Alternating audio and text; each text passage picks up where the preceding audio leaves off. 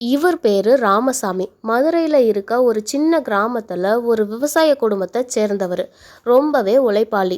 ராமசாமிக்கு 4 மகன்கள் இருக்காங்க. ஆனால் எப்பவும் சண்டை போட்டுக்கிட்டே இருப்பாங்க. ஒத்துமைன்றது அவங்க கிட்ட இல்லை. ஒரு நாள் ராமசாமியோட நண்பர் அவர் வீட்டுக்கு வந்தார். ராமசாமி அவருடைய நண்பருக்கு அவருடைய மகன்களை அறிமுகம் செஞ்சார். 4 பேரும் சண்டை போடுறத பார்த்த ராமசாமியோட நண்பர் 4 மகன்களையும் கூப்பிட்டாரு. ஒரு பெரிய கட்டு குச்சியை கொடுத்து 4 பேர்கிட்டையும் தனித்தனியாக உடைக்க சொன்னார். 4 பேராலையும் உடைக்க முடியலையா. அதே கட்டை பிரித்து ஒவ்வொரு குச்சியாக உடைக்க சொல்லி 4 பேர்கிட்டையும் கொடுத்தாரு. 4 பேரும் ஈஸியாக அந்த குச்சியை உடைச்சிட்டாங்க. அப்போ ராமசாமி நண்பர் சிரிச்சாரு. இப்படி தனித்தனியாக இருந்தால் உங்களை ஈஸியாக உடைச்சிடுவாங்க, ஒத்துமையாக இருந்தால் உங்களை யாராலையும் வெல்ல முடியாதுன்னு சொன்னார். இதுக்கு தான் பெரியவங்க ஒன்றுபட்டால் உண்டு வாழ்வுன்னு பழமொழி வச்சிருக்காங்கன்னு சொன்னார். தப்பை உணர்ந்த 4 பேரும் அன்னையிலிருந்து ஒத்துமையாக வயலில் வேலை செஞ்சாங்க.